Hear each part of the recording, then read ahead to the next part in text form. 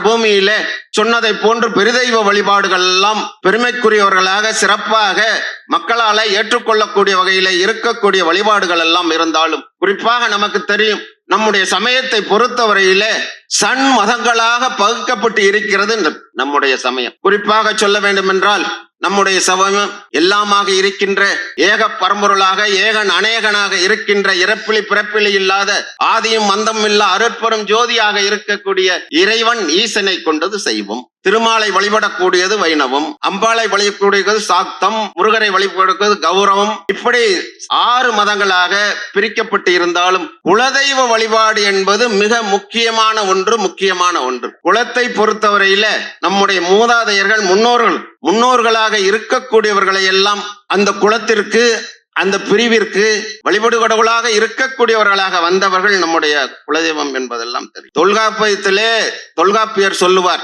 வழிபடு தெய்வம் நிற்புறம் காப்ப என்று. வழிபடு தெய்வம் நிற்புறம் காப்ப, வழிபடு தெய்வம் நிற்புறம் காப்ப என்று. நாம் வழிபாடு செய்யக்கூடிய கடவுள், நாம் வழிபாடு செய்யக்கூடிய தெய்வம் நம்மையும் நம்மை சார்ந்தவர்களையும் நம்முடைய குடியையும் நம்முடைய மரபையும் நம்முடைய வழிபடுவராக இருக்கக்கூடிய சந்ததியரும் காக்கக்கூடிய ஒரு பெருதெய்வம் என்கின்ற வகையில அந்த குலதெய்வ வழிபாடு என்பது நம்முடைய மூதாதையர்களாலே துவங்கப்பட்டு நம்முடைய மூதாதையர்கள் எல்லாம் கைப்பிடி அவர்கள் பின்பற்றப்பட்ட ஒரு வழிபாடு குலதெய்வ வழிபாடு என்பதெல்லாம் தெரியும். பொதுவாக குலதெய்வம் என்பது அந்த குலத்தை காக்கக்கூடிய ஒன்று என்று சொல்லுவார்கள். நாள் செய்யாததை கோல் செய்யும், கோல் செய்யாததை குலதெய்வம் செய்யும் என்று சொல்லும். குலதெய்வ வழிபாடு என்பது கோடி புண்ணியத்திற்கு சமம் என்றெல்லாம் சொல்லி பெரியவர்கள் சொல்லி சென்றிருக்கிறார்கள். சுக்குக்கு மிஞ்சின மருந்தும் இல்ல, சுப்பிரமணியருக்கு மிஞ்சின தெய்வம் இல்லை என்கின்ற வகையில சுக்குக்கு மிஞ்சின மருந்தும் இல்லை, குலதெய்வத்திற்கு மிஞ்சின வழிபாடும் இல்லை என்று பெரியவர்கள் சொல்லுவார்கள். அப்படி நம்மை காக்கக்கூடிய வழிபாடாக இருக்கக்கூடிய அந்த குலதெய்வத்தை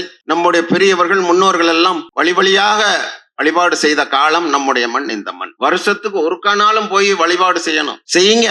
குலதெய்வத்தை அறிந்து புரிந்து வருஷத்துக்கு ஒரு தடவையாவது குலதெய்வத்தை வழிபாடு செய்வதென்ற குடும்பங்கள் சிறப்பாக இருக்கும், நன்றாக இருக்கும். அவர்களுடைய மரபுகள் எல்லாம் காக்கப்படும் என்பது நம்முடைய பெரியவர்களுடைய நம்பிக்கை.